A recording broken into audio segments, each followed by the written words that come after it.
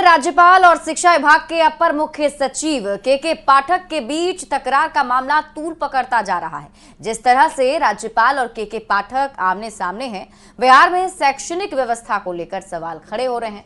इधर अब एबीवीपी ने राज्यपाल के समर्थन में शिक्षा विभाग के अपर मुख्य सचिव के पाठक के खिलाफ आंदोलन का ऐलान कर दिया है। अखिल भारतीय विद्यार्थी परिषद के राष्ट्रीय महामंत्री याज्ञवल्क्य शुक्ला ने कहा है कि बिहार में जो कुछ भी हो रहा है वो पूरे देश में कहीं और देखने को नहीं मिल रहा। उन्होंने इसके लिए बिहार की मौजूदा सरकार को जिम्मेदार बताया।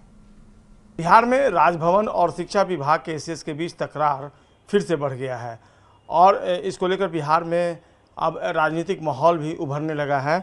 अखिल भारतीय विद्यार्थी परिषद के महामंत्री याज्ञवल्क्य शुक्ला इस वक्त हमारे साथ मौजूद हैं। वो इस पूरे मामले को किस तरीके से देख रहे हैं, हम उनसे बातचीत कर लेते हैं।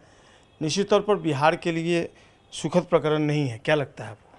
देखिए, निश्चित तौर पर आपने जो बात कही कि बिहार के लिए सुखद प्रकरण नहीं है, हम पिछले कई दिनों से कह रहे हैं कि बिहार के शिक्षा के लिए और बिहार के सेहत के लिए जिस प्रकार की चीज़ें दिखाई दे रही है वह सुखद नहीं है। और कहीं ना कहीं आज बिहार के सामने एक बहुत बड़ा संकट खड़ा दिखाई देता है।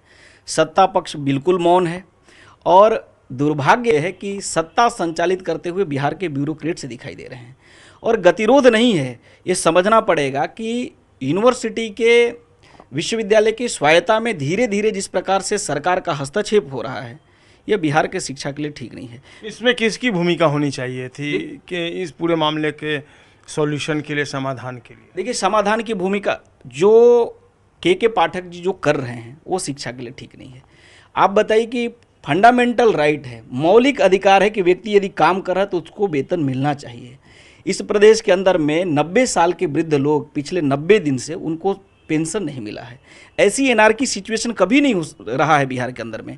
और आज मुझे लगता है कि के पाठक के कारण से और जिस प्रकार से मुख्यमंत्री जी और राज्य के वित्त मंत्री जी मौन हैं और यूनिवर्सिटी के अकाउंट फ्रीज किए गए हैं, मुझे लगता है कि सवाल तो सत्ता पक्ष के ही ऊपर है, सवाल सरकार से है।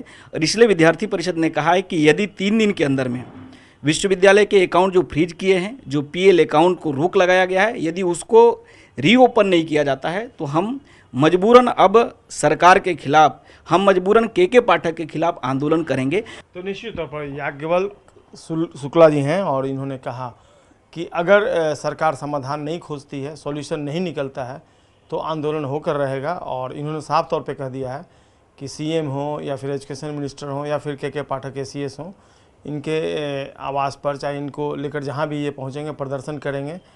आपको समझाने की ज़रूरत नहीं, बताने की ज़रूरत नहीं कि अखिल भारतीय विद्यार्थी परिषद की इस वक्त कैसी भूमिका रही है बिहार में।